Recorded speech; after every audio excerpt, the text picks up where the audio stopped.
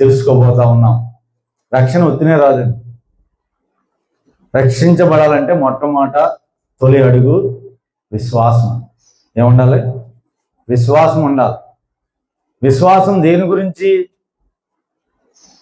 వినుట వలన విశ్వాసం కలుగుతుంది. అది దేవుని యొక్క క్రీస్తు గురించిన మాట. కానీ ప్రియమైన దేవుని బిడ్డలారా, విశ్వాసము అనగా నమ్మకం. మాటలో చెప్పాలంటే నమ్మకం. ఏంటి నమ్మకం అంటే దేవుని మీద నమ్మకము, చూడని దాని మీద నమ్మకం.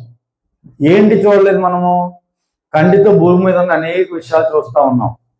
కానీ దేవుని రాజ్యం వస్తుందని, కొత్త భూమి కొత్త ఆకాశం ఏర్పడబడుతుందని, క్రీస్తు ప్రభు వారు కార్చినటువంటి ఆ వెలుగైనటువంటి ఆ రక్తంలో కడగబడ్డామని, మన పాపములు ఒప్పుకొని మనం ఏం చేస్తా ఉన్నాము?